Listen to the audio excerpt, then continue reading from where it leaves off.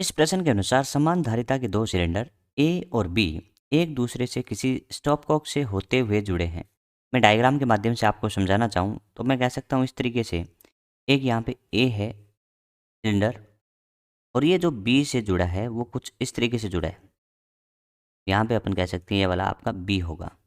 लेकिन एक स्टॉपकॉक से तो अपन कह सकते हैं इनको आपस में गैसें आदान प्रदान ना हो, तो इसलिए यहाँ से बंद कर दिया गया। लेकिन आगे बढ़ रहे हैं तो अपन कह रहे हैं कि ए में मानक ताप और दाब पर कोई आदर्श गैस भरी है। यानी अपन कह सकते हैं ए ये है और बी ये है, तो अपन कह सकते हैं इसके अंदर एक आदर्श गैस है।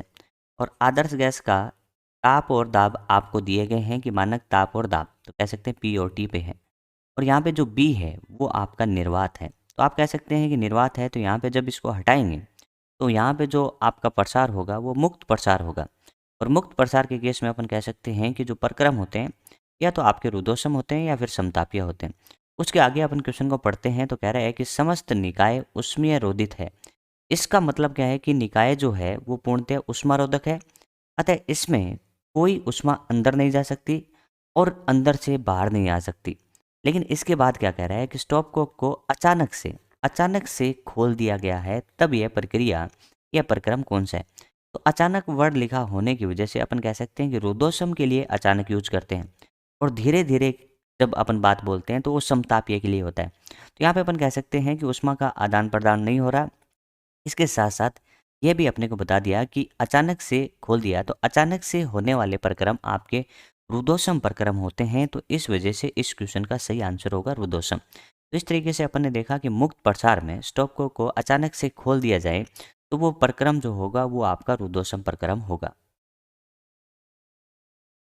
इस प्रश्न के अनुसार निम्नलिखित में से किस एक प्रक्रिया में किस निकाय के द्वारा न तो ऊष्मा का अवशोषण होता है और न ही ऊष्मा विमुक्त यानी रिलीज होती है। तो अपन यहाँ पे कह सकते हैं न तो ऊष्मा ली जा रही है और न ही ऊष्मा त्यागी जा रही है। तो अपन कह सकते हैं कि ऊष्मा का कोई आदान प्रदान नहीं हो रहा है, यानी ऊष्मा में कोई परिवर्तन नहीं हो रहा है, यानी डेल्टा क्यू बराबर कितना दिया है, 0।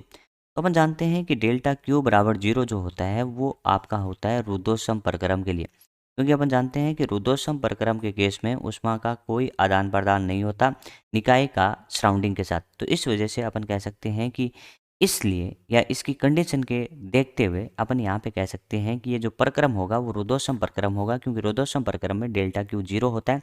तो अपन कह सकते हैं कि ऊष्मा में कोई परिवर्तन नहीं होगा। तो इस तरीके से इसका रुद्धोष्म आंसर हो जाएगा। इस प्रश्न के अनुसार एक परमाणु गैस, सबसे पहले अपने को पता लग गया है कि जो गैस है वो एक परमाणु गैस है। उसके लिए आयतन V और ताप T के साथ ये ग्राफ आपको दिया गया है, यानी VT ग्राफ आपको दे रखा है, जो कि एक सरल रेखा है। तो आगे क्या कर रहा है कि अवस्था A यानी यहाँ से यहाँ तक जाने की प्रक्रिया में गैस के द्वारा किए गए कार्य, यानी गैस के द्वारा किया गया कार्य W कह सकते हैं, और उसके द्वारा अवशोषित ऊष्मा का अनुपात क्या होगा, यानी डेल्टा क्यू। आपसे पूछा जा रहा है कि W बाई डेल्टा क्यू क्या होगा। इसमें सबसे पहले अपन देख रहे हैं कि V समानुपाती T है। V समानुपाती T उस प्रक्रम का समीकरण होता है जिसमें दाब क्या होता है, नियत होता है। तो अपन कह सकते हैं ये वाला प्रक्रम जो है आपका समदाबीय है। अब आपको पता होना चाहिए कि समदाबीय प्रक्रम में किए गए कार्य का मान क्या होता है। तो हम जानते हैं कि समदाबीय प्रक्रम में किया गया कार्य होता है P डेल्टा V, और P डेल्टा V को आप लिख सकते हो NR डेल्टा T। तरीके से तो यह हो गया। डेल्टा क्यू अपन कह सकते हैं कि प्रक्रम पे निर्भर करेगी, और प्रक्रम आपका समदाबीय है, तो इसके लिए अपन कह सकते हैं कि अवशोषित ऊष्मा कि वो NCP डेल्टा T होगी। अब अपन यहाँ से कह सकते हैं N से N कट गया, डेल्टा T से डेल्टा T कट गया। इसका उत्तर आ रहा है R/CP। अब अपने को सोल्व करना है, इस CP का मान निकालना। CV का मान अपन जानते हैं कि CV का फॉर्मूला होता है FR/2। F यहाँ पे स्वतंत्रता इकोटी होती है। एक परमाणु गैस की स्वतंत्रता इकोटी होती है 3 R/2। अपन Cp पता करें तो Cp बराबर क्या होता है बच्चों, Cv प्लस R, यानी Cv का जो भी मान है उस R जुड़ जाएगा। आप कह सकते हैं 3/2 R प्लस R। तो यहाँ पे कह सकते हैं इसको जब सॉल्व करेंगे तो 5R/2। तो अपन यहाँ से कह सकते हैं कि R का तो R रह गया, Cp का मान अपन कहें तो 5R/2 हो जाएगा। R से यहाँ R कट जाएगा और आंसर आएगा 2/5। तो अपन कह सकते हैं कि दी गई जो ऊष्मा है उसका ये दूसरा भाग अपना किस में खर्च हो रहा है, किए गए कार्य में। प्रतिशत के रूप में भी कई बार पूछ लेते हैं, तो 2/5 इंटू अपन कह सकते हैं कि 100%। जब इसको सोल्व करेंगे तो अपन कह सकते हैं 40%।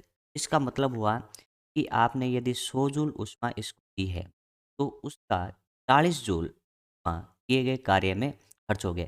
इस तरीके से इसका सही उत्तर हो जाएगा 2/5 यानी ऑप्शन नंबर 2। इस प्रश्न के अनुसार जल के गलनांक और क्वथनांक के मध्य कार्यरत किसी आदर्श ऊष्मा इंजन की दक्षता क्या होगी। अपन ये जानते हैं कि आदर्श ऊष्मा इंजन जो होता है वो आपका कार्नोट साइकिल पे आधारित होता है और उसकी दक्षता का जो फॉर्मूला होता है बच्चों आप सभी जानते होंगे कि ईटा बराबर 1 - T2/T1 होगा और प्रतिशत में चाहिए तो अपन कह सकते हैं कि इंटू 100% होगा। बस अब क्वेश्चन आपका हो जाएगा यदि आप यहाँ पे T1 और T2 के मान रख सकते हैं। अपन यहाँ पे जानते हैं कि जो T2 होता है वो आपका सिंक का ताप होता है, तो T2 बराबर अपन कह सकते हैं यहाँ पे बोला है कि जल के गलनांक और गलनांक का मतलब अपन कह सकते हैं 0 डिग्री सेल्सियस। तो 0 डिग्री सेल्सियस अपन यहाँ पे रखेंगे नहीं क्योंकि केल्विन में रखते हैं, तो इसको कह सकते हैं 273 केल्विन। तो इस तरीके से T2 का मान तो आ गया। इसी तरीके से अपन कह सकते हैं कि T1 किसका ताप होता है, स्रोत का ताप होता है। तो आप कह सकते हैं कि T1 का मान जो होगा वो आपका होगा 100 डिग्री सेल्सियस।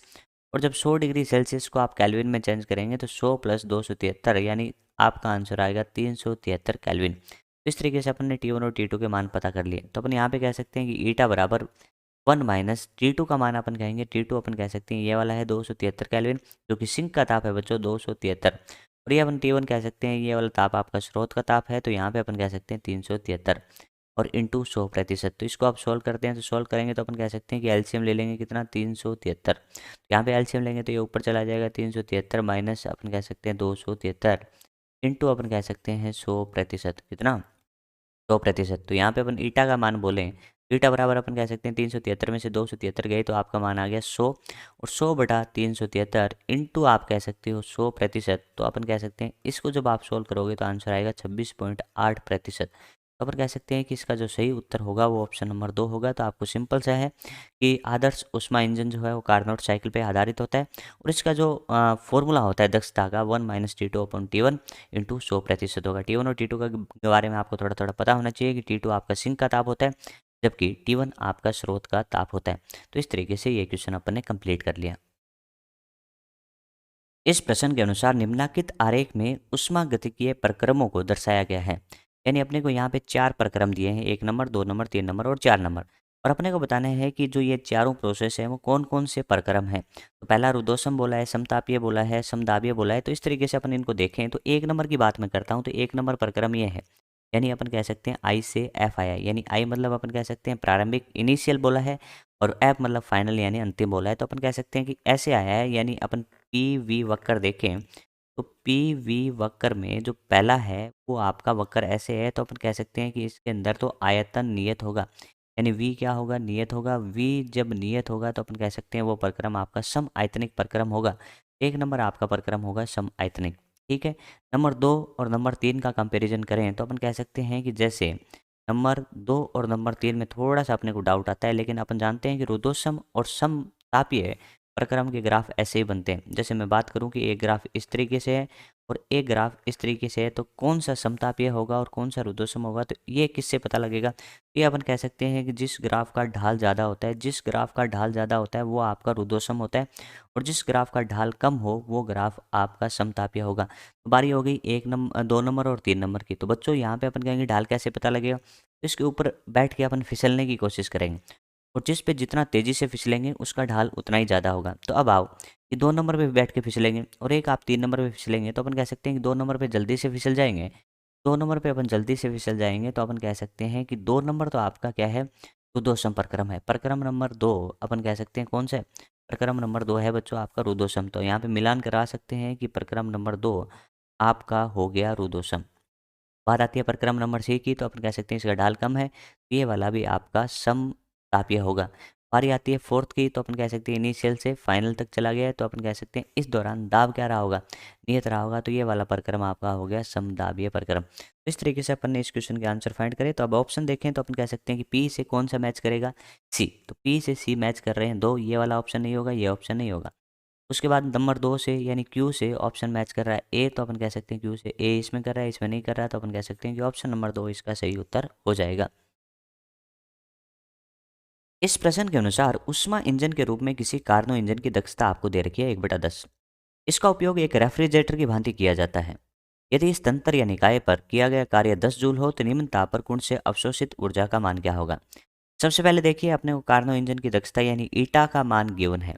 ईटा के मान से अपन क्या करते हैं कि बीटा का मान पता करते हैं। बीटा क्या होता है? बीटा होता है रेफ्रिजरेटर का गुणता गुणांक। तो अपन सबसे पहले बीटा और ईटा में संबंध देखें तो कह सकते हैं कि बीटा जो कि रेफ्रिजरेटर का गुणता गुणांक होता है उसका मान होता है 1 माइनस ईटा बटा ईटा। तो चलिए बीटा का मान अपन यहाँ से पता करते हैं। तो बीटा बराबर 1 माइनस ईटा आपका 1/10 बटा ईटा का मान 1/10। इसको सॉल्व करते हैं बच्चों तो ऊपर कहेंगे अपन 9/10 होगा, नीचे 1/10 होगा। तो अपन इसमें 10 से 10 कह देंगे कैंसिल आउट हो गया, इसका मान आ गया 9। तो बीटा का मान आ जाता है 9। इसी तरीके से बीटा का फॉर्मूला अपन कार्य तथा ऊष्मा के रूप में देखें तो बीटा बराबर अपन कह सकते हैं फॉर्मूला होता है Q2/W। Q2/W अपन कह सकते हैं किया गया कार्य आपको 10 जूल दे रखा है और बीटा का अपन ने मान पता कर लिया है। तो बीटा का मान आ गया 9 और Q2 अपन कह सकते हैं कि निम्न ताप पर गुण से अवशोषित की गई ऊष्मा का मान है। तो Q2 अपने को पता करना है और W का मान अपन कह सकते हैं कितना दिए 10। तो आप कह सकते हैं Q2 बराबर हो गया 9 × 10 यानी 90 और अपने यहाँ पे कह सकते हैं कि 90 जूल आएगा ये आंसर। ठीक है, तो इस तरीके से इसका आंसर आ गया 90 जूल यानी ऑप्शन नंबर 1 आपका सही हो जाएगा। तो इस क्वेश्चन को करने के लिए आपको दो फॉर्मूले पता होने चाहिए कि बीटा और ईटा में क्या संबंध होते हैं और एक बीटा का जो खुद का फॉर्मूला होता है Q2/W वो पता होना चाहिए। तो ये प्रॉब्लम काफ़ी आसान हो जाती है। इस प्रश्न के अनुसार किसी प्रक्रम में एक परमाणु आदर्श गैस के 1 मोल के परिवर्तन को समीकरण PV का घात 3 स्थिरांक द्वारा व्यक्त किया जाता है। तो इस प्रक्रम की अवधि में गैस की ऊष्माधारिता क्या होगी। सबसे पहले अपने को दिया गया है कि एक परमाणु आदर्श गैस है, इसका 1 मोल अपने को दिया गया है। तो समीकरण आपको ये दे रखी है, तो अपने को ऊष्माधारिता C का मान अपने को चाहिए। तो सबसे पहले अपन देखते हैं कि ये प्रक्रम कौन सा है। तो अपन कह सकते हैं कि PV का घात 3 है, तो ये अपन कह सकते हैं कि बहुदेशिक प्रक्रम है यानी पॉलीट्रोपिक प्रोसेस है। तो बहुदेशिक प्रक्रम के लिए अपन क्या करते हैं तुलना करते हैं। तो अपन कह सकते हैं PV का घात कितना है 3 बराबर अपन कह सकते हैं कांस्टेंट है। तो इसी तरीके से जो बहुदेशिक प्रक्रम होता है उसका इक्वेशन होता है PV का घात n इक्वल्स टू कांस्टेंट। तो अपन कह सकते हैं कि बहुदेशिक नियतांक या फिर पॉलीट्रोपिक कांस्टेंट का मान अपने पास आ जाता है n बराबर 3। और अब अपन यहाँ पे देखें तो मोलर स्पेसिफिक हीट या मोलर ऊष्माधारिता का जो फॉर्मूला होता है किसके लिए बहुदेशिक प्रक्रम के लिए वो फॉर्मूला आपको पता होना चाहिए। फॉर्मूला होता है बच्चों C बराबर CV plus R upon 1 minus n होता है। तो अपन कहेंगे कि C बराबर CV अपना होता है FR/2 plus R upon 1 minus n का मान अपन कह सकते हैं यहाँ से तुलना करने पे अपने को मिला 3। तो अपन कह सकते हैं C बराबर F स्वतंत्रता की कोटि है। तो अपन कह सकते हैं कि एक परमाणु गैस है F तो उसका स्वतंत्रता की कोटि जो होगी वो 3 होगी। तो आप कह सकते हैं इसका मान आ गया 3R/2। इसका मान अपन कह सकते हैं कि -R/2 होगा। अब आप कह सकते हैं कि 3R/2 में से -R/2 चला गया तो इसका मान बच गया R। तो आप कह सकते हैं कि इस केस में ऊष्माधारिता का मान आएगा R के बराबर। इस तरीके से ऑप्शन नंबर 3 इसका सही उत्तर हो जाएगा। तो आपको ध्यान क्या रखना है कि सबसे पहले आपको पता होना चाहिए कि ये प्रक्रम कौन सा है। तो आपने कहा कि पॉलीट्रोपिक प्रोसेस है, तो उस प्रक्रम के लिए फॉर्मूला आपको ध्यान ही रखना पड़ेगा। जैसे यहाँ पे आपको दिखाई दे रहा होगा कि C बराबर CV plus R upon 1 minus n। n आप तुलना करने से मिल जाएगा। इस प्रश्न के अनुसार किसी शीतलक यानी रेफ्रिजरेटर यानी फ्रिज के भीतर का ताप अपने को T2 डिग्री सेल्सियस दिया है और कमरे का ताप अपने को T1 डिग्री सेल्सियस दिया है। आदर्श अवस्था में प्रति जूल का मतलब 1 जूल विद्युत ऊर्जा के खर्च होने पर कमरे को कितनी ऊष्मा स्थानांतरित की जाएगी आपसे पूछा गया है। सबसे पहले आपको रेफ्रिजरेटर यानी शीतलक का डायग्राम बनाना आना चाहिए कि उसमें वर्किंग कैसे होता है या उसकी कार्यप्रणाली किस तरीके से होगी। इसको समझने के लिए अपन कह सकते हैं कि जो शीतलक है वो ठंडे भाग से ऊष्मा को उठाता है और गर्म भाग पर या कमरे में ऊष्मा छोड़ता है। तो अपन ये कह सकते हैं ये वाला जो भाग है ना वो ठंडा भाग है और यहाँ पे अपन कह सकते हैं ये आपका गर्म भाग है। ठंडे वाले को अपन T2 से दर्शा रहे हैं, गर्म वाले को T1 से दर्शा रहे हैं। यहाँ से ऊष्मा ली जाएगी और ये किसकी सहायता से ली जाएगी, इस पंप की सहायता से। और ये पंप क्या करेगा, इस ऊष्मा को यहाँ पे छोड़ देगा। तो अपन यहाँ से कह सकते हैं Q2 ऊष्मा इसने इस भाग से ली और इस गर्म वाले भाग जिसको अपन T1 बोल रहे हैं यहाँ पे छोड़ दी। ऐसा करने के लिए मोटर कार्य करेगी तो अपन कह सकते हैं कि इसके द्वारा किया गया कार्य W है। अब सबसे पहले आपको पता होना चाहिए कि जो शीतलक है उसका निष्पादन गुणांक या अपन कह सकते हैं कि जो आपका बीटा होता है उस बीटा का जो फॉर्मूला है वो कितना आएगा। तो अपन कह सकते हैं कि बीटा आपने कितना दिया, तो आपने वर्क डन यानी W दिया 1 जूल दिया, उसके लिए उसने कितनी ऊष्मा को यहाँ से उठाया तो आप कह सकते हैं Q2। ठीक है, तो ये इसका फॉर्मूला हो गया। इस फॉर्मूले को थोड़ा और अच्छे से अपन मॉडिफाई करेंगे तो टेम्परेचर की फॉर्म में भी लिख सकते हैं T2 बटा T1 minus T2, T1 minus T2। अब अपन क्वेश्चन पूछते हैं कि अपने से पूछा क्या गया है। अपने से पूछा गया है कि कमरे को स्थानांतरित ऊष्मा का मान क्या होगा, तो अपने से Q1 पूछा गया है। तो सबसे पहले अपन Q2 कैलकुलेट कर लेते हैं और उसके बाद अपन Q1 कैलकुलेट कर लेंगे। तो यहाँ पे अपन कह सकते हैं कि Q2 और W की जगह अपन क्या रख सकते हैं, 1 रख सकते हैं, क्योंकि प्रति जूल बोला है। T2 की बात करूँ तो अपन कह सकते हैं T2 आपका कम टेम्परेचर होगा, तो इसके केस में कमरे का ताप तो आपको T1 दिया है बच्चों यहाँ पे, और इसके अंदर का ताप T2 डिग्री सेल्सियस दिया है। तो डिग्री सेल्सियस को केल्विन में बदलने के लिए अपन कह सकते हैं कि 273 ऐड करने पड़ेंगे। आप कह सकते हैं T2 प्लस 273, तो ये केल्विन में हो गया। यहाँ पे मैं कह सकता हूँ अंतर है, तो अंतर के केस में चाहे डिग्री सेल्सियस हो चाहे आपका केल्विन हो, कोई फ़र्क नहीं पड़ता है। तो आप यहाँ पे डायरेक्ट लिख सकते हो बच्चों कि T1 माइनस T2, ये आपका Q2 आ गया। लेकिन अपने से क्या पूछा है, Q1। तो यहाँ से क्या संबंध लिख सकते हैं बच्चों कि Q2 प्लस W मिलकर Q1 के बराबर होगा। तो अपन कहेंगे Q1 का मान अपन यहाँ से बोलें, Q1 बराबर क्या होगा बच्चों, Q1 बराबर होगा Q2 प्लस W। तो आप कह सकते हैं Q2 का जो भी माना है उसमें W ऐड करिए। Q1 का Q1 यहाँ पे किसको रख सकते हैं, इसी को रख सकते हैं, T2 प्लस 273 बटा T1 माइनस T2, और इसमें कार्य की जगह अपन कह सकते हैं, यानी आपकी प्रति जूल विद्युत ऊर्जा आपने दी है, तो इसको 1 लिख सकते हैं। अब इसको सॉल्व कर लो। यहाँ से एलसीएम आएगा बच्चों T1 माइनस T2। एलसीएम आने के बाद यहाँ पे क्या रह जाएगा, as it is T2 plus 273, और माइनस आप कह सकते हैं, माइनस नहीं, यहाँ पे अपन कह सकते हैं एलसीएम आएगा तो T1 minus T2, T2 cancel out हो जाएंगे। यहाँ पे बच गया T1 प्लस 273 बटा में T1 माइनस T2। इस तरीके का ऑप्शन अपन देखें तो कह सकते हैं कि T1 प्लस 273, ये तो गलती हो गया, ये T1 अकेला है। यहाँ पे अपन कह सकते हैं T2 प्लस 273, ये तो अपना Q2 आया था, लेकिन अपने को तो यहाँ पे Q1 पूछा है, तो Q1 तो यही बना, T1 प्लस 273 बटा में T1 माइनस T2। तो ऑप्शन नंबर 1 इसका सही आंसर हो जाएगा। इस प्रश्न के अनुसार किसी गैस को प्रारंभिक आयतन के आधे आयतन तक समतापीय रूप से संपीड़ित किया जाता है। यानी अपन को बोला जा रहा है कि V से V/2 आयतन तक समतापीय रूप से संपीड़ित किया जाता है। उसके बाद कह रहा है कि इसी गैस को रुद्धोष्म रूप से आधे आयतन तक संपीड़ित किया जाता है। यानी दूसरे गैस में अपन कह सकते हैं कि प्रक्रम आपका रुद्धोष्म है, आयतन V से V/2 किया जाता है। ऑप्शन देखते हैं किस तरीके से क्वेश्चन पूछा जा रहा है। कह रहा है कि समतापीय रूप से संपीड़ित करने में अधिक कार्य करना होगा, रुद्धोष्म रूप से संपीड़ित करने में अधिक कार्य करना पड़ेगा। तो अपन कह सकते हैं कि इसमें अब गैस पर किए गए कार्य की गणना अपने को करनी है। तो अपन यहाँ पे देखें बच्चों, तो कह सकते हैं कि समतापीय और रुद्धोष्म का ग्राफ देखेंगे, और ग्राफ के बाद ही अपन निर्धारित करेंगे कि किसका क्षेत्रफल ज़्यादा है, और जिसका क्षेत्रफल ज़्यादा होगा उसका कार्य ज़्यादा हो जाएगा। तो इसके लिए अपन PV वक्र बनाते हैं। तो ये हो गया P और ये हो गया V।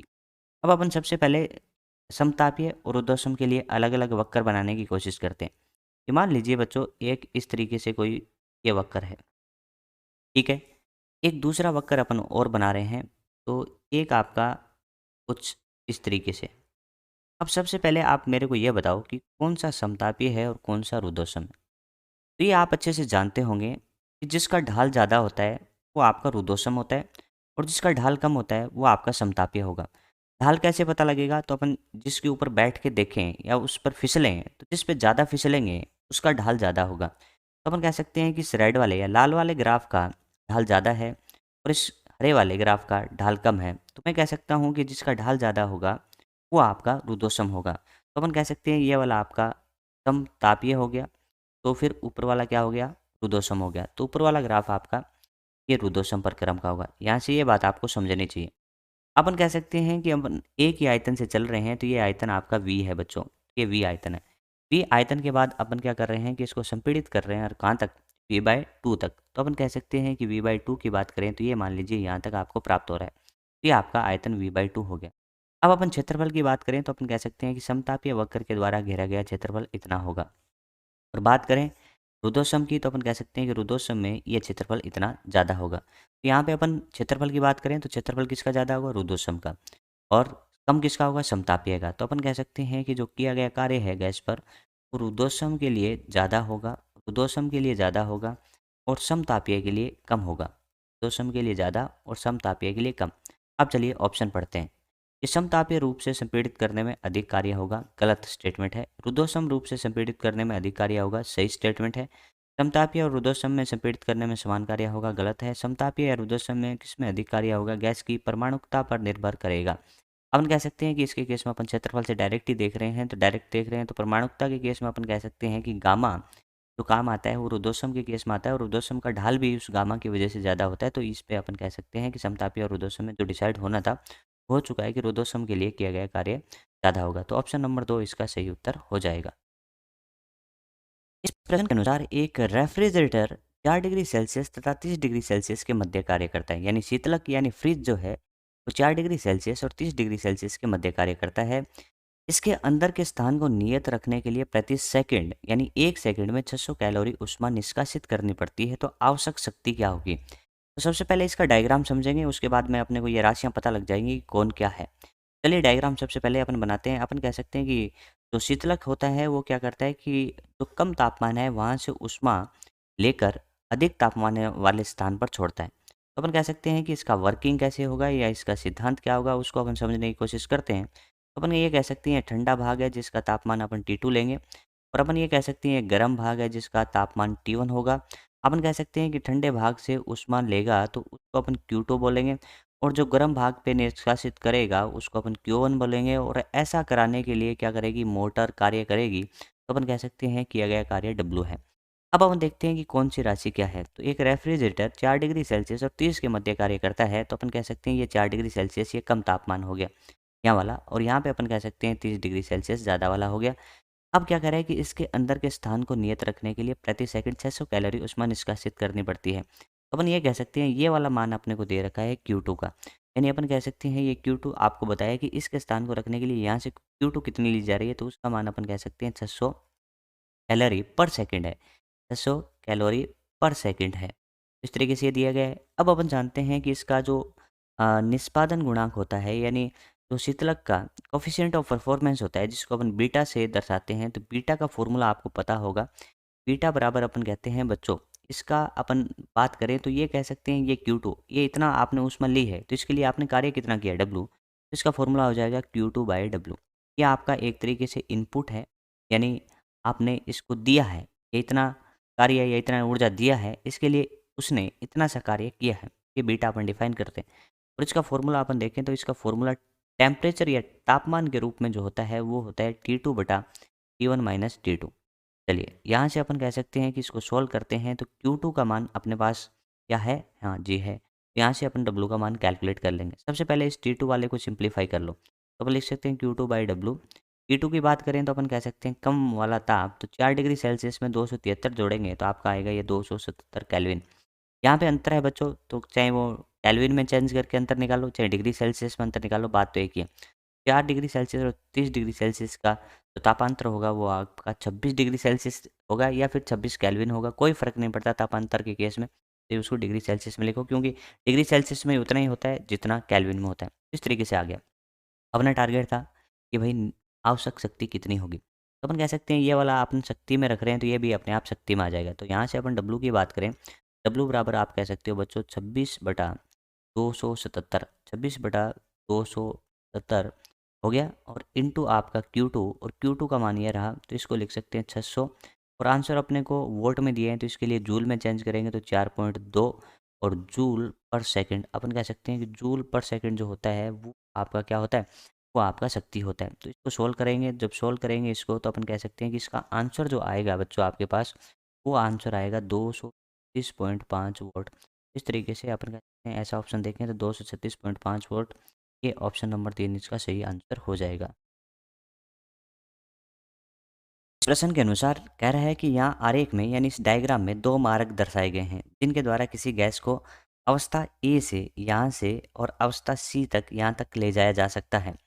इसके लिए कुछ इन्फॉर्मेशन अपने को दिया गया है। कह रहा है कि निकाय को ए बी प्रक्रम में 400 जूल और बी सी प्रक्रम में 100 जूल ऊष्मा दी जाती है। तो प्रक्रम ए सी में निकाय के द्वारा अवशोषित ऊष्मा क्या होगी? सबसे पहले आप देखें ये चक्रीय प्रक्रम आपका नहीं है, क्योंकि अपन कह सकते हैं कि दो यहाँ पे आप मार्ग हैं जिसमें एक तो मार्ग है ए बी सी और एक डायरेक्ट ए सी। अपन कह सकते हैं कि ए से सी जाते हैं तो दो मार्ग है, तो अपन कह सकते हैं इनका प्रारंभिक बिंदु और अंतिम बिंदु, या फिर कह सकते हैं कि प्रारंभिक अवस्था और अंतिम अवस्था एक समान है। तो अपन कह सकते हैं कि इसकी यांत्रिक ऊर्जा और इसकी यांत्रिक ऊर्जा में परिवर्तन एक जैसे होंगे। यहाँ से ये रिजल्ट अपन लिख सकते हैं कि इस क्वेश्चन का हल अपन करेंगे, ये कॉन्सेप्ट अपन यूज कर सकते हैं कि डेल्टा यू कैसे? ए, बी और सी मार्ग में उतनी ही होगी जितना डेल्टा यू ए सी मार्ग में होगा। तो अपन सबसे पहले इसको कैलकुलेट करने की कोशिश करते हैं कि इसमें क्या होगा। सबसे पहले अपन बात करते हैं ए बी प्रक्रम या ए बी मार्ग की। ए बी में अपन कह सकते हैं कि जो वॉल्यूम यानी आयतन जो है वो नियत है। तो अपन कह सकते हैं कि ए बी में आयतन आपका नियत है। आयतन नियत होने से अपन कह सकते हैं कि डब्ल्यू ए बी यानी इसमें किया गया कार्य शून्य है। तो अपन कहते हैं कि ऊष्मागतिकी का जो प्रथम नियम है वो कहता है कि delta Q equal to delta U plus W. यहाँ पे आप कह सकते हैं कि ये डब्ल्यू आपका जीरो हो गया, तो आप कह सकते हैं डेल्टा यू का मान उतना ही होगा जितनी ऊष्मा है। उन्होंने बोला है कि ए बी प्रक्रम में 400 जूल ऊष्मा दी जाती है, तो इसमें अपन कह सकते हैं कि डेल्टा यू, इसमें ए बी में तो आपका आ गया 400 जूल। अब बात करते हैं बी सी में, तो बी सी में अपन कह सकते हैं समदाबीय है, तो समदाबीय प्रक्रम में किया गया कार्य अपन देखें कि भाई बी सी प्रक्रम में या बी सी में अपन देखें कि समदाबीय प्रक्रम है और उसमें किया गया कार्य देखें तो पी डेल्टा वी होता है। पी डेल्टा वी होता है तो पी लिखेंगे तो 6 × 10⁻⁴। और डेल्टा वी की बात करें तो अपन कह सकते हैं 2 × 10⁻³ से चलकर 4 × 10⁻³ तक चला गया। तो इसके आयतन में जो अंतर है वो 2 × 10⁻³ है। क्या आपको समझ में आ गया होगा? और यहाँ से जब इसको सोल्व करेंगे तो आप कह सकते हैं 6 × 2 12, ये 12 हो गया बच्चों। ये समझ में आ रहा है ना कि 12 हो गया। और 12 इंटू अपन कह सकते हैं ये 10 बच जाएगा, तो अपन कह सकते हैं 120 हो गया। ये आपका 120 जूल हो गया किया गया कार्य और धनात्मक होगा। तो अपन कह सकते हैं कि इस केस में बात करें ऊष्मागतिकी के प्रथम नियम की, तो डेल्टा क्यू बराबर अपन कह सकते हैं डेल्टा यू प्लस डब्ल्यू। तो इस केस में अपन कह सकते हैं दी गई ऊष्मा, इसने क्वेश्चन में बोला है कि 100 जूल है तो 100 जूल लिख देते हैं। अपन को इसके लिए डेल्टा यू निकालना है, यानी कौन से के लिए? बीसी के लिए। और यहाँ पे अपन कह सकते हैं 120 है, तो अपन कह सकते हैं डेल्टा यू बीसी कितना आया? डेल्टा यू अपन कह सकते हैं बीसी के लिए -20 आया। तो अपन यहाँ पे कह सकते हैं कि ये वाली ए, बी और सी तक जाएँ तो पहले कितनी थी? अपन कह सकते हैं 400, फिर उसमें से अपन कह सकते हैं माइनस हो गई 20, तो ये तो हो गई 380, तो इसके बराबर होगी। तो इसका फ़ॉर्मूला अपन लिखें ऊष्मागतिकी के प्रथम नियम में क्या कहता है कि डेल्टा क्यू बराबर डेल्टा यू प्लस डब्ल्यू। अपने को चाहिए डेल्टा यू, तो आप कह सकते हैं यहाँ पे डेल्टा क्यू और कौन से प्रक्रम में? एसी प्रक्रम में, और माइनस यहाँ पे लिखा जाएगा डब्ल्यू। तो अपन कह सकते हैं इसका मान होगा 380 के बराबर, तो 380 बराबर हो गया डेल्टा क्यू एसी प्रक्रम, जो कि अपने को पता करना है। अब अपने पास ये है कि किया गया कार्य कितना होगा एसी में, तो अपन कह सकते हैं कि एसी में किया गया कार्य पता करना है, तो ये वाला क्षेत्रफल ही इसका आंसर होगा। तो इस क्षेत्रफल का मान अपन निकालें तो अपन कह सकते हैं यहाँ से लेके ऊपर त्रिभुज बन रहा है, इस त्रिभुज का अलग से निकाल लो, और ये जो आपका आयत बन रहा है इसका अलग से निकाल लो। सबसे पहले मैं आयत का करने जा रहा हूँ, तो आप बताना कि आयत का कितना आएगा। अब यहाँ पे कह सकते हो बच्चों कि आयत का जो आएगा वो कितना आएगा, तो अपन कह सकते हैं इसमें ये वाला कितना है यहाँ से लेके यहाँ तक, वो है आपका 2 × 10⁻⁴, और ये है आपका 2 × 10⁻³ तो कर दीजिए 2 × 10⁻⁴ इंटू, तो अंतर लिख रहे हैं ना, 4 में से 2 गए तो 2 ही बचे, और इंटू 10⁻³ तो आप इसको जब सोल्व करोगे तो आपका आंसर 2 और 2 4 और 1 10, अपन कह सकते हैं 40 आ गया। क्या आपका 40 जूल आएगा। इसी तरीके से इस त्रिभुज का क्षेत्रफल निकालोगे तो 1/2 आधार की बात करूँगा तो वही 2 × 10⁻³ होगा, और ऊंचाई की बात करूँगा तो मैं कह सकता हूँ कि यहाँ से चलकर यानी 2 × 10⁻⁴ से चलकर 6 × 10⁻⁴ जा रहे हो तो कितना चले? आप चले 4 × 10⁻⁴। ये कह सकते हैं जब 2 से 2 कैंसिल आउट हो जाएगा तो ये भी आपका आंसर आ जाएगा 40। आप कह सकते हैं कि इसमें आप बात करें तो पहला इसमें जो किया गया कार्य है वो 40 + 40 यानी 80 है। अब इसको सॉल्व करते हैं तो डेल्टा क्यू जो एसी प्रक्रम के लिए आया वो 380 प्लस, और यहाँ पे 40 और 40 80 आके इधर धनात्मक जुड़ जाएंगे, और 380 + 80 आप कह सकते हैं 460 जूल आपका सही उत्तर हो जाएगा। तो इस तरीके से ऑप्शन नंबर 1 इसका सही आंसर हो जाएगा। थोड़ा सा क्वेश्चन लेंथी है, लेकिन इसके अंदर अपन बात करें कॉन्सेप्ट सिंपल सा है कि किसी भी प्रक्रम की प्रारंभिक तथा अंतिम अवस्था बराबर हो तो उसमें अपन कह सकते हैं कि आंतरिक ऊर्जा में परिवर्तन दोनों ही प्रक्रम के लिए बराबर होगा, क्योंकि अपन जानते हैं कि आंतरिक ऊर्जा डेल्टा यू पथ पर निर्भर न करके प्रारंभिक तथा अंतिम अवस्था पर निर्भर करती है। इस प्रश्न के अनुसार एक आदर्श द्वीप परमाणु गैस के 1 मोल का ए बी मार्ग के अनुदिश ए से बी तक संक्रमण होता है। पहली इन्फॉर्मेशन दी है कि आदर्श गैस है और द्वीप परमाणु है, उसका 1 मोल मार्ग ए बी के अनुदिश यानी ए से बी तक संक्रमण होता है। इस संक्रमण के दौरान गैस की आंतरिक ऊर्जा में परिवर्तन क्या होगा, यानी डेल्टा यू आपसे पूछा जा रहा है। तो अब जानते हैं कि बच्चों डेल्टा यू का फॉर्मूला जो होता है वो N C V delta T होता है। इसको अपन थोड़ा और ठीक लिखें तो डेल्टा यू बराबर एन, और सी वी का फॉर्मूला होता है एफ आर बटा 2, और डेल्टा टी की जगह अपन लिख सकते हैं T2 - T1। ठीक है, चलिए इसको सॉल्व करते हैं। डेल्टा यू बराबर एन की जगह अपन कह सकते हैं एन रख देते हैं, एफ अपन कह सकते हैं द्वीप परमाणु है, तो स्वतंत्रता इक्वटी होगी 5, तो 5 R/2, और T2 की जगह और T1 की जगह क्या रखें, तो अपन कह सकते हैं आदर्श गैस दे रखी है तो PV equals to NRT valid होगा। T की जगह आप PV/NR लिख सकते हैं। यहाँ पे अपन T2 की बात करें तो P2V2 बटा NR, N और R तो नियत है। इसी तरीके से ये P1V1 बटा NR, यहाँ पे अपन NR एलसीएम लेंगे तो N एलसीएम आने के बाद में इसको अपन ऐसे भी लिख सकते हैं डेल्टा U, इसको अपन N इंटू आर और यहाँ पे अपन लिख सकते हैं 5/2 और यहाँ पे एलसीएम लेते हैं NR तो ऊपर एज इट इज़ ऐसे का ऐसा ही बच जाता है P2V2 माइनस V1 अपन कह सकते हैं इसको इससे कैंसिल आउट हो जाएगा और डेल्टा U आपका बच जाता है P/2। P2V2 की बात करें तो अपन इसको T2 बोला तो इसी के लिए P2V2 लिखे तो अपन कह सकते हैं P कितना है, P आपका है 2 और इसके अंदर है किलो पास्कल और ये आपका है 6 मीटर क्यूब में। तो आप लिख सकते हो बच्चों 2 इंटू 10⁻³ और इंटू 6, ये तो आपका हो गया P2, ये आपका हो गया V2 माइनस P1 की बात करें तो वो है आपका 5 इंटू 10⁻³ और उसके लिए आयतन जो आपका है वो 4। अब इसको हल करो, आप कहोगे डेल्टा यू बराबर 5/2। यहाँ पे बच्चों आप कह सकते हो 6 इंटू 2 12 हो गया, 12 में से ये गए 20, तो आप कह सकते हैं 12 में से 20 जाएंगे तो -8 इंटू 10⁻³ हो गया। यहाँ पे जब इसको सॉल्व करते हैं तो अपन कह सकते हैं माइनस के 20 इंटू 10⁻³ और ये डेल्टा यू आप कह सकते हैं जूल में आएगा। तो ऐसा ऑप्शन देखें तो अपन कह सकते हैं कि इसको ऐसे भी लिखा जा सकता है -20 किलो जूल, -20 किलो जूल आपका आंसर होगा, यानी ऑप्शन नंबर 3 इसका सही उत्तर हो जाएगा। इस तरीके से अपन जानते हैं कि जो आंतरिक ऊर्जा में परिवर्तन होता है वो delta U equals to NCV delta T से दिया जाता है और आंतरिक ऊर्जा में परिवर्तन होता है वो प्रारंभिक तथा अंतिम अवस्था पर निर्भर करता है, पथ या मार्ग पर निर्भर नहीं करता। इस प्रश्न के अनुसार ऊष्मा इंजन के रूप में किसी कार्नो इंजन की क्षमता अपने को दे रखी है ईटा बराबर 1/10। इसका उपयोग एक प्रशीतक के रूप में यानी रेफ्रिजरेटर के इंजन के रूप में किया जाता है। यदि निकाय पर किया गया कार्य आपको 10 जूल बता रखा है तो निचले ताप पर रिजर्वायर यानी कुंड से अवशोषित ऊष्मा का मान क्या होगा। तो सबसे पहले देखें, अपन कह रहे हैं कि ईटा जो दिया है वो आपको कार्नो इंजन के लिए दिया है, तो ईटा से अपन क्या करते हैं बीटा, जो अपन जानते हैं कि कोफिशिएंट ऑफ परफॉर्मेंस होता है, यानी अपन कह सकते हैं कि प्रशीतक या शीतलक का निष्पादन गुणांक होता है। बीटा का मान अपन पता करें तो बीटा बराबर बच्चों एक फॉर्मूला होता है, बीटा बराबर 1 माइनस ईटा बटा ईटा। ये बीटा और ईटा में रिलेशन है तो बीटा बराबर अपन कह सकते हैं 1 माइनस इसका मान 1/10 बटा 1/10 ईटा का मान रख दिया। इसको सोल्व कर लो तो आप कहोगे यहाँ से आएगा 9/10 और ये हो गया 1/10। तो जब सोल्व करोगे तो आंसर अपना यहाँ से आ जाएगा बच्चों आपका कितना, 10 से 10 कट जाएगा, आंसर आ जाएगा यहाँ से कितना 9, ये आ गया 9, ये 10 से 10 कट जाएगा। चलिए बीटा आ गया। अब अपने से क्या पूछा है कि इसका अपन देखें, इसका डायग्राम समझें फिर अपने को ज़्यादा समझ में आएगा। अपन कह सकते हैं कि निचला ताप का मतलब होता है कम ताप, कम ताप को अपन T2 से दर्शाते हैं। तो T2 से ये कम ताप से ऊष्मा क्या लेगा लेगा या ली गई ऊष्मा को अपन कहेंगे Q2 है। फिर उसको उस ताप जिसको अपन बोलते हैं T1, T1 यानी उस ताप पर क्या कर देगा को निष्कासित कर देगा Q1। इसके लिए अपन जानते हैं कि मोटर को जो कार्य करना पड़ेगा वो W होगा। इस तरीके से ये इसका डायग्राम हो गया आपके रेफ्रिजरेटर यानी शीतलक का।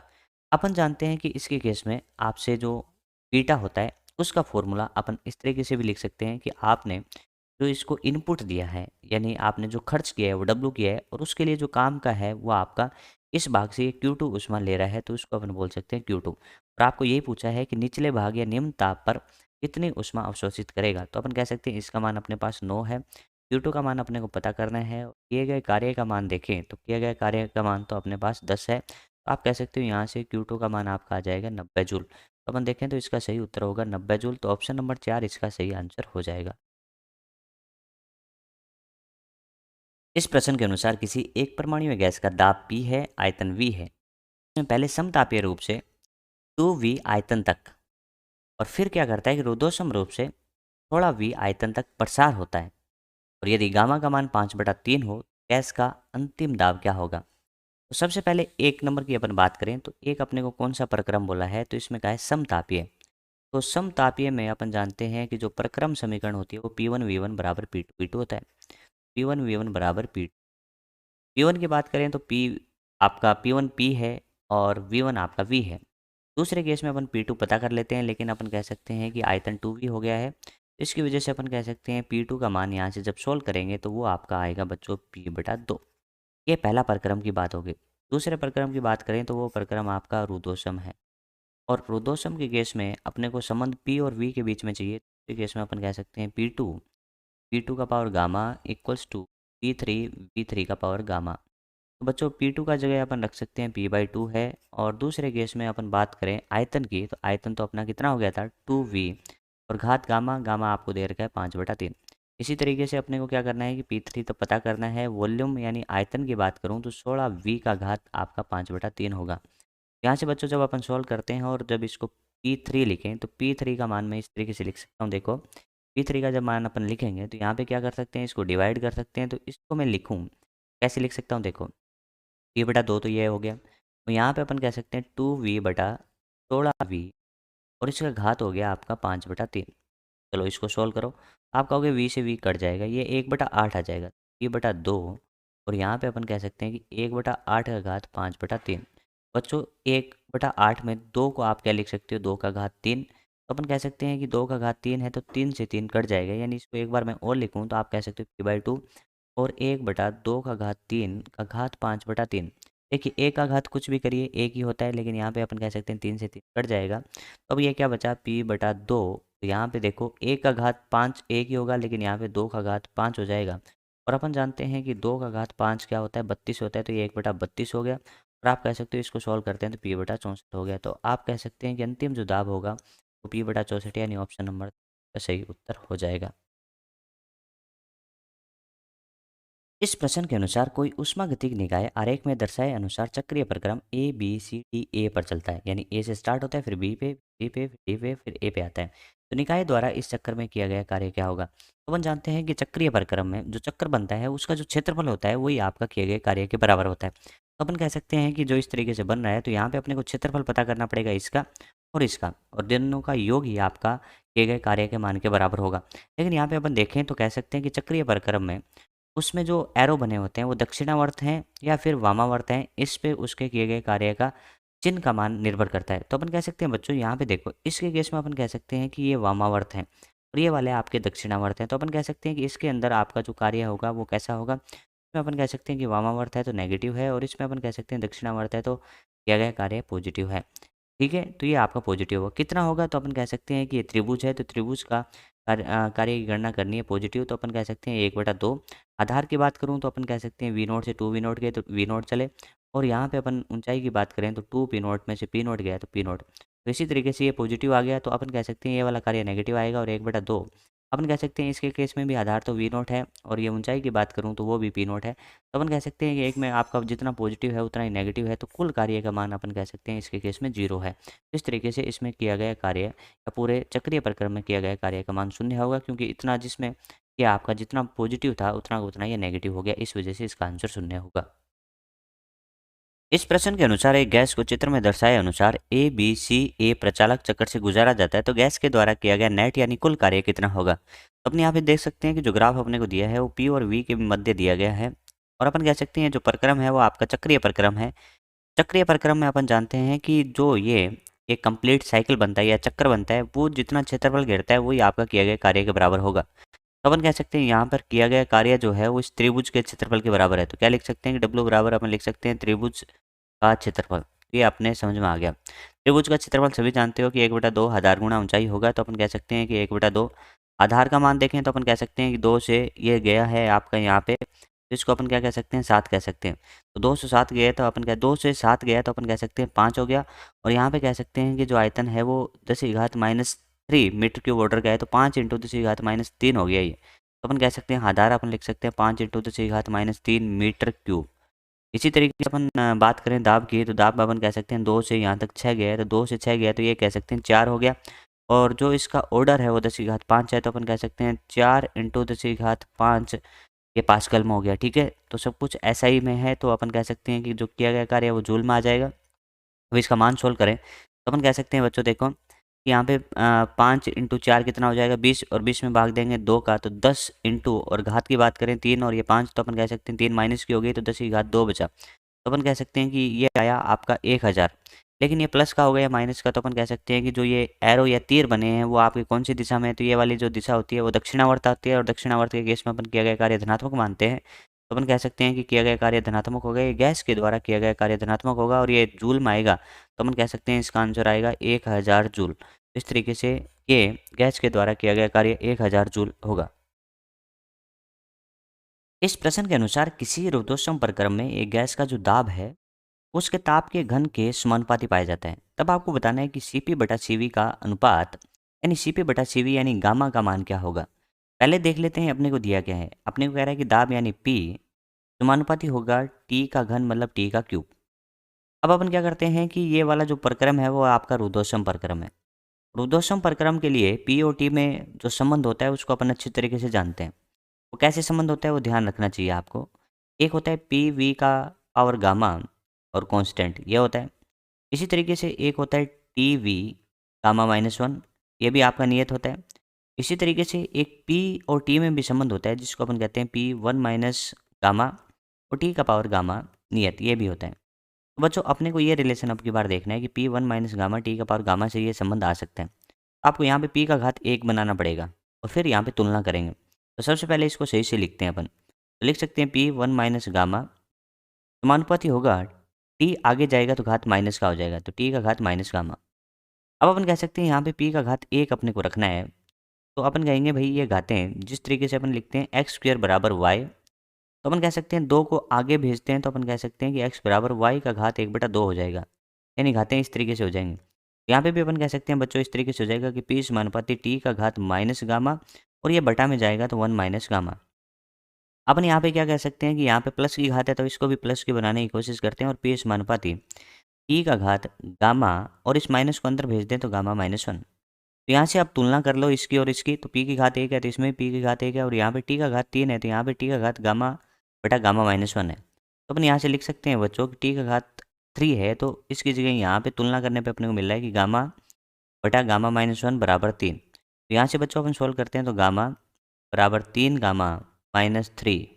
तो यहाँ से जब सोल्व करते हो तो आप कह सकते हो इसको इधर ले जाओ तो 2 गामा बराबर 3, तो गामा बराबर आ गया 3/2। तो इस तरीके से आंसर आएगा 3/2। तो 3/2 ऑप्शन नंबर 2 आपका सही उत्तर हो जाएगा।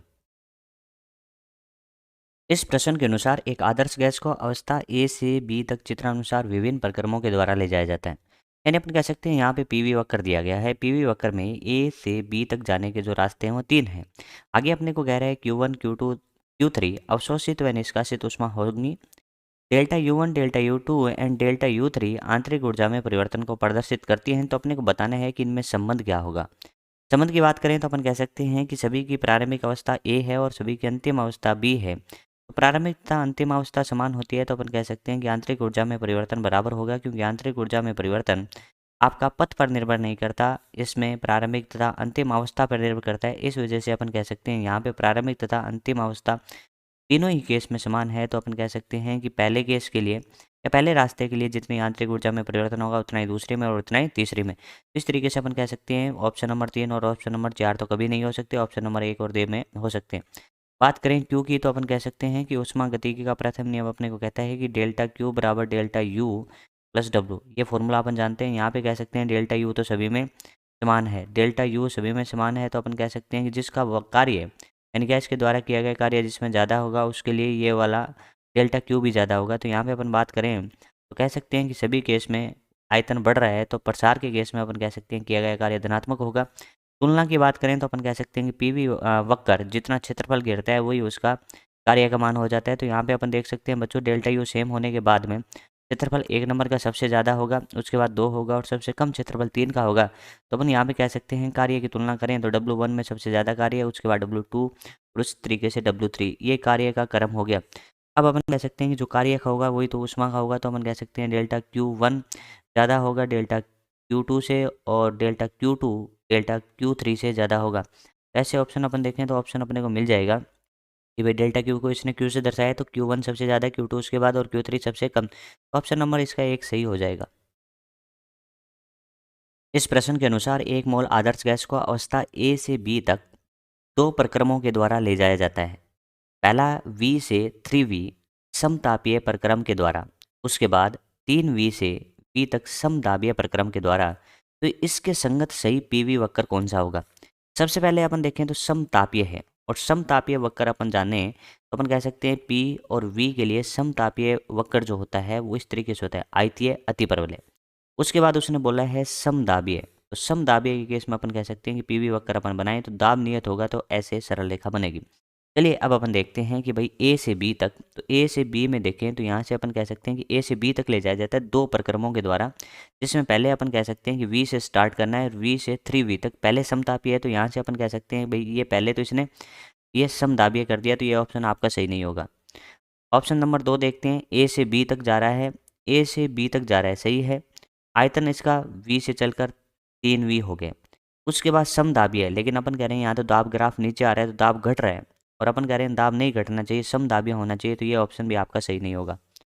अब इस ऑप्शन की बात करें तो अपन कह सकते हैं कि इसके केस में ए से बी जो आना है तो सबसे पहले वी से 3v जाएंगे, तो इस केस में अपन कह सकते हैं ये वक्र आपका समतापीय नहीं है, क्योंकि समतापीय वक्र में तो आयतीय अत्यय प्रबलय बनता है, बट कि इसकी सरल रेखा है, इस वजह से ये भी गलत हो गया। अब बात करते हैं ऑप्शन नंबर 4 की, तो ऑप्शन इसमें देखें तो अपन कह सकते हैं कि वी से 3v आया, वी से 3v तक अपन कह सकते हैं समतापीय, तो ये वाला आपका समतापीय है, तो सही बात है।